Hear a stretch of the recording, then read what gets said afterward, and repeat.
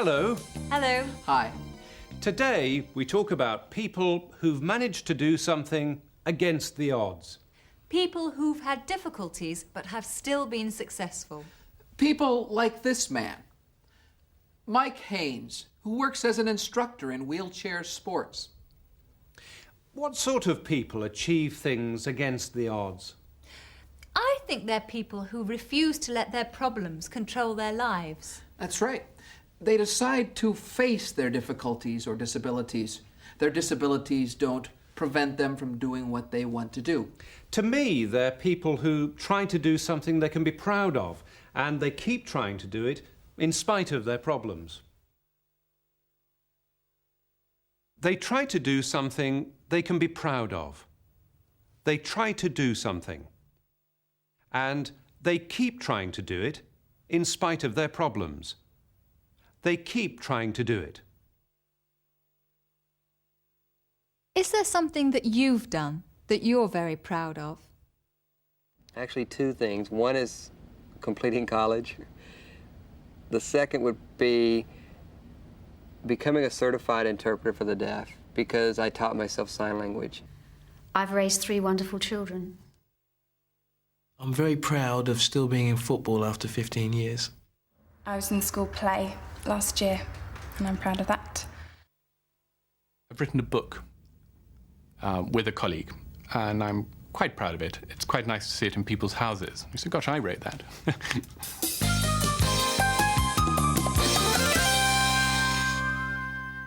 The St. David's Rehabilitation Center in Austin, Texas, provides help for people who are confined to wheelchairs. Mike Haynes teaches fitness at the Rehabilitation Center.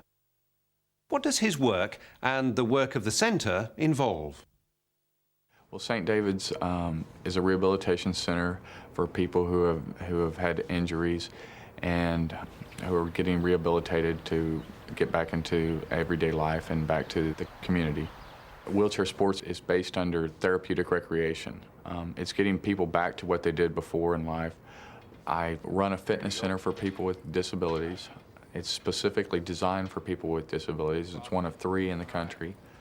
I set people up with individualized weight training programs to increase their strength more functionally, to get them more independent in life. The key to independence once you're disabled is strength. You have your shot? Ready, let's go.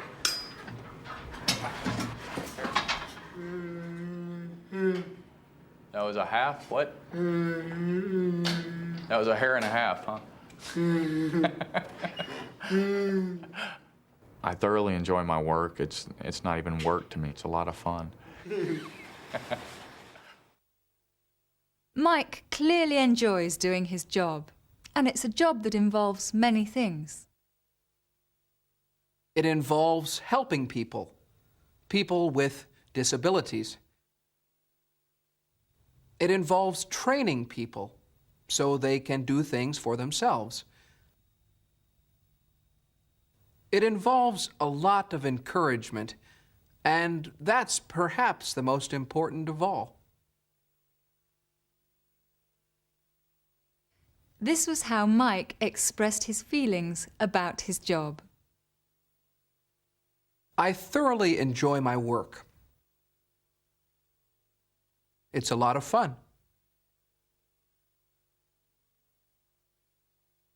We've heard Mike talking about his work in the Rehabilitation Center, and we've seen him working with disabled people. Now we're going to see him taking part in sporting activities in his free time. Let's find out what sports he plays. I play wheelchair tennis. I'm a nationally ranked wheelchair tennis player. I travel all around the nation playing wheelchair tennis.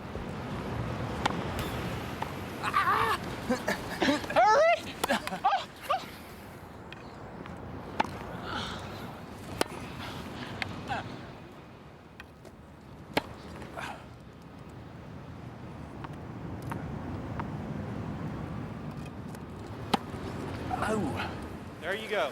Shot. I got it. Good I play wheelchair basketball. We travel around the nation playing wheelchair basketball. Wheelchair basketball is just like college basketball. We use the same rules that they use. We use a standard basketball court.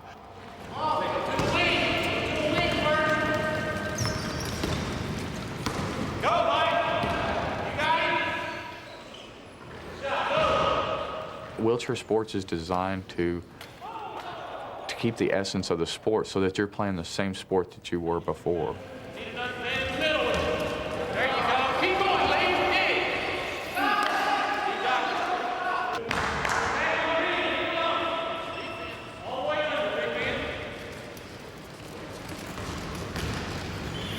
I'm a scuba diver. I take a yearly trip to Bonaire in the Netherlands Antilles to scuba dive. A lot of quadriplegics go scuba diving. They may not even be able to brush their teeth in the morning, but they can scuba dive.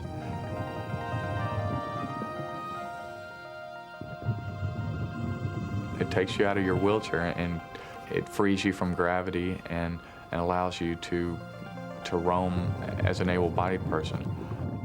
When you're looking at the coral, you're sitting there and looking at the micro view of things. You can sit there and look at one patch of coral and you may be looking at something and not even see it. If you take an experienced diver down with you, he can go in and pull things out and show you little nudibranchs and little Christmas tree worms and all sorts of neat things that you don't even see. It was one of the things that I've done since my injury that I did not do before. It was like a great accomplishment. I was really scared. Mike enjoys teaching. He enjoys playing basketball and tennis. And he enjoys scuba diving in the Caribbean. This is how he described the experience of swimming near coral reefs. It takes you out of your wheelchair. It frees you from gravity. You may be looking at something and not even see it. Looking at, but not seeing. Mike says that you need an expert to help you see the marine life moving around near the coral reefs. Mike Haynes is an extraordinary man, especially when you consider what happened to him. One night, Mike was driving home with some friends and got into an argument with another driver at some traffic lights. Mike drove off, but the man followed him.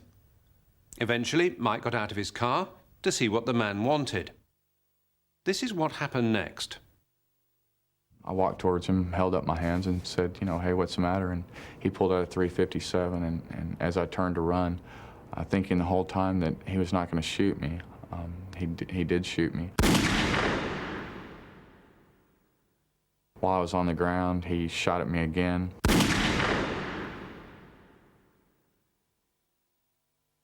I lifted up. I was instantly paralyzed. I lifted up, and the next bullet went underneath me.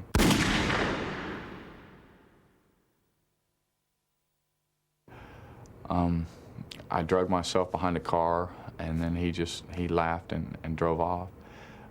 He's serving 20 years for attempted murder in Huntsville, which is a penitentiary here in Texas. The next year I spent 11 months and 2 weeks in the hospital. I went through numerous operations, 14 in all. And then about a year and a half later, I went through a deep depression where I thought of myself as half a man, half a freak. I didn't think I was a human being. You lose a part of yourself and you remember how you were before, and you just don't feel the same. There's a lot of things that you miss, but then I didn't know all the opportunities that were open to me at the time. And I basically had to reinvent the wheel. There were other people doing the same thing I was doing out there, but they were in different parts of the country. I had to learn everything by myself. I had to learn how to drive. I had to, all the resources and things that were available, there was nothing standard. there was no information available. So I had to go out there and find all this information. And so now I want to be there for somebody. I want to be a resource for these people. So once they get hurt, they don't have to go through what I did. They don't have to go through 6 or 7 years of not knowing all this different information. I want to catch them right when they get here to the rehabilitation center and tell them to show them films of people doing great things, achieving things, so that they can set their sights early in life once they're hurt, and not have to go through that deep depression that I went through. I mean, I'm sure they're still going to go through depression, but I don't want it to be as bad as mine was. It goes without saying that life was very difficult for Mike after the terrible things that happened to him. He had to learn how to deal with everything in his daily life in a different way. Or, as he said, I had to reinvent the wheel, start again from the beginning.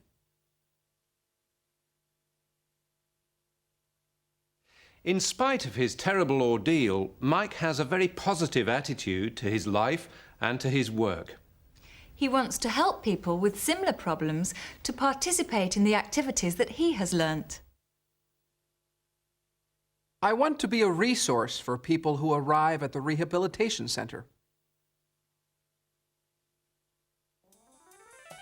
We send our best wishes to Mike and everyone at the rehabilitation centre. And we wish them every success with the work that they're doing. That's all for now. Goodbye. Goodbye. Goodbye.